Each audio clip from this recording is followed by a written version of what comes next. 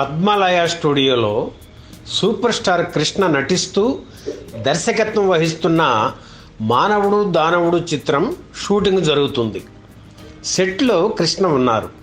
Short చిత్రీకరణ కోసం lighting ఏర్పాట్లు జరుగుతుంటే కృష్ణ కుర్చీలో కూర్చుని రిలాక్స్ అయ్యారు. ఇంతలో పైజామా లాల్చీ ధరించిన ఓ వ్యక్తి తన వైపు రావడం చూసి కృష్ణ లేచి నిలబడి నమస్కరించారు. ఆ వ్యక్తి కుర్చీలో కూర్చున్న తర్వాతే తను కూర్చున్నారు కృష్ణ. ఆ వచ్చిన వ్యక్తి డూండి. పూర్తి పేరు డూండేశ్వరరావు. సూపర్ స్టార్ కృష్ణను జేమ్స్ బాండ్గా పరిచయం చేసింది ఆయనే. 1932 జూన్ 9న డూండి జన్మించారు. ఆంధ్రప్రదేశ్లో తొలి సినిమా థియేటర్ మారుతి టాకీస్ను నిర్మించిన పోతిన శ్రీనివాసరావు తనయుడే డూండి. వీరు మొత్తం 3 అన్నదమ్ములు: బెనర్జీ, డూండి, బాబ్జీ. కాశీలోని డూండి గణపతి పేరును తన కుమారుడికి పెట్టారు పోతిన శ్రీనివాసరావు. రంజన్, అంజలీదేవి జంటగా నటించిన నీలమలై తిరుడాన్ తమిళ చిత్రాన్ని కొండవీటి దొంగ పేరుతో తెలుగులోకి అనువదించడంతో 1958లో డూండి సినీ జీవితం మొదలైంది. ఆ సమయంలోనే రాజ్యలక్ష్మి ప్రొడక్షన్స్ అధినేత సుందర్లాల్ నహతా నుంచి పిలుపు రావడంతో ఇద్దరూ కలిసి చిత్ర నిర్మాణం కొనసాగించారు. ఆర్థిక వ్యవహారాలు మాత్రమే సుందర్లాల్ చూసుకునేవారు. నిర్మాణ బాధ్యత అంతా డూండీదే. ఆయన అసాధారణ ప్రజ్ఞాశాలి. సుందర్లాల్తో కలిసి ఎన్టీఆర్ హీరోగా రక్త సంబంధం, బందిపోటు, గుడిగంటలు, వీరాభిమన్యు, ఏఎన్ఆర్తో శాంతి నివాసం చిత్రాలు నిర్మించారు.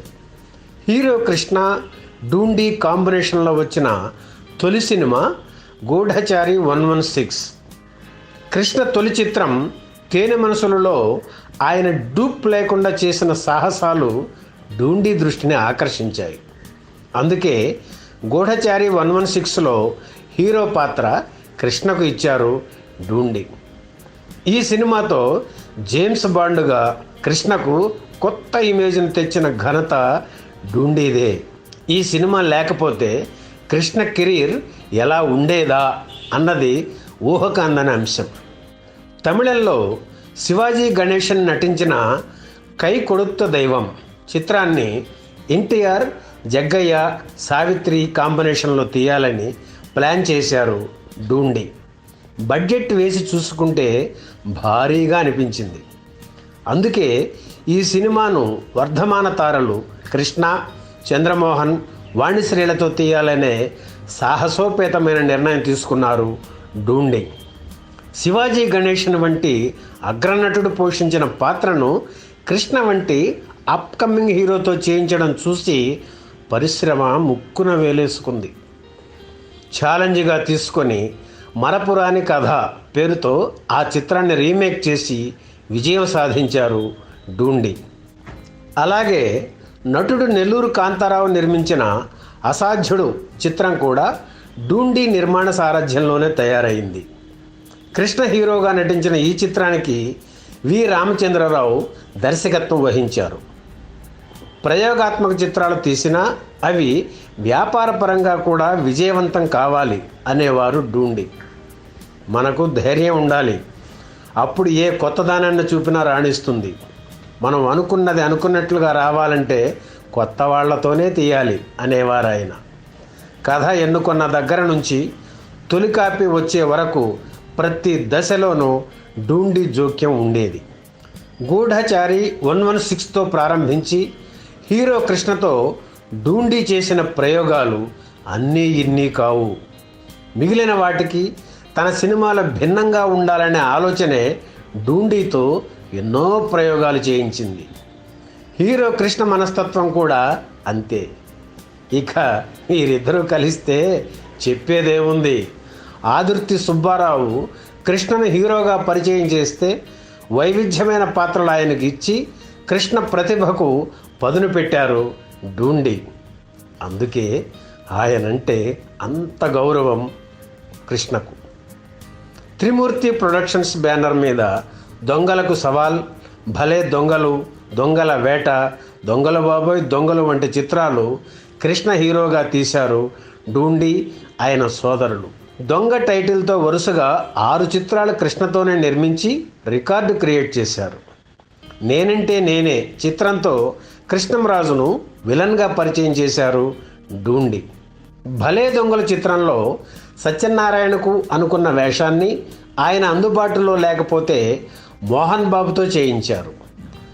ఆయన నట జీవితాన్ని ఆ చిత్రం మలుపు తిప్పింది. కృష్ణ, వాణిశ్రీ జంటగా నటించిన అభిమానవతి చిత్రంతో దర్శకుడిగా కూడా మారారు డూండి. మొత్తం 70 చిత్రాలు నిర్మించారు డూండి. కొత్త వారితో సినిమాలు తీయడానికి డూండి ఉత్సాహం చూపించేవారు. వర్క్ విషయంలో ఆయన నిజంగా చండశాసనుడే. క్రమశిక్షణ పాటించకపోతే డూండి సహించేవారు కాదు. ఎంత పెద్ద ఆర్టిస్ట్ అయినా పిలిచి మరీ క్లాస్ తీసుకునేవారు. ఇప్పుడంటే ఆ సదుపాయం లేదు, కానీ ఆ రోజుల్లో ఆర్టిస్టులకు నిర్మాతలే సిగరెట్ ప్యాకెట్లు ఏర్పాటు చేసేవారు. ఎవరిది ఏ బ్రాండో అడిగి తెలుసుకునేవారు. స్టూడియోకి రాగానే 5-6 ప్యాకెట్లు అందజేసేవారు. ఒకసారి వాహిని స్టూడియోలో ఒక చిత్రం షూటింగ్ జరుగుతోంది. తనకు ఇవ్వాల్సిన సిగరెట్లు ఇంకా రాలేదని ఆగ్రహించిన నటుడు రాజనాల షాట్ రెడీ అని పిలిచినా సెట్లోకి వెళ్లకుండా మేకప్ రూమ్లోనే కూర్చున్నారు. ఈ విషయం ఆ చిత్ర నిర్మాత డూండికి తెలిసింది. మర్యాదపూర్వకంగా సిగరెట్లు ఇస్తుంటే రాజనాల ఇంత రాద్ధాంతం చేస్తాడా అని ఆయన ఫైర్ అయ్యారు. వెంటనే ఈ రోజు నుంచి ఆర్టిస్టులకు సిగరెట్లు ఇవ్వకండి అని ప్రొడక్షన్ మేనేజర్కు ఆర్డర్ పాస్ చేశారు. అలాగే సిగరెట్ కావాలా, వేషం కావాలా, రాజనాలను కనుక్కొని ఏ విషయం నాకు చెప్పండి అన్నారు డూండి. ఆయన ఎంత స్ట్రిక్టో తెలిసిన రాజనాల మరో మాట లేకుండా సెట్టుకు వచ్చేశారు. మరో సంఘటన, గూఢచారి 116 చిత్ర నిర్మాణ సమయంలో heroine Jayalalithaa associate director Ramachandra Rao తనని అవమానపరిచాడని, ఆయన క్షమాపణ చెబితే కానీ తను షూటింగ్కు రానని జయలలిత కబురు చేశారు. అలా క్షమాపణ చెప్పడం కుదరదని డూండి ఆమెకు స్పష్టం చేశారు. ఆ తర్వాత నిర్మాత సుందర్లాల్ నహతా జయలలిత ఇంటికి వెళ్ళడంతో ఆమె కొంత దిగు వచ్చారు. సినిమాలో తన వర్క్ ఎంత మిగిలి ఉందో, ఎన్ని రోజులు కావాలో చెబితే బల్క్ డేట్స్ ఇస్తానని జయలలిత అడిగారు. డూండి తన టీంతో కూర్చొని హీరోయిన్ వర్క్ ఇంకా ఎంత మిగిలి ఉందో లెక్కలు వేసి 7 రోజులు ఇస్తే చాలు అని చెప్పారు. వెంటనే 5 రోజులు ఇస్తానని, మిగిలిన 2 రోజుల కోసం 1 రోజులు ఆగాలని జయలలిత చెప్పగానే 5 రోజులు చాలని చెప్పారు డూండి. జయలలిత సెట్కు రాగానే కాంబినేషన్ షాట్స్, క్లోజప్ షాట్స్ చకచకా తీసేసి 3 రోజుల్లోనే ఆమెను పంపించేశారు డూండి. ఆయన అసాధారణ ప్రజ్ఞాశాలి కావడంతో హీరోయిన్ కాంబినేషన్లో వచ్చే ముఖ్యమైన షాట్స్ తీయించి తరువాత డూప్ని పెట్టి లాంగ్ షాట్స్తో, బ్యాక్ షాట్స్తో పని పూర్తి చేశారు. తర్వాత ఎడిటింగ్ రూమ్లో కూర్చొని చాకచక్యంతో ఎడిటింగ్ చేయించారు.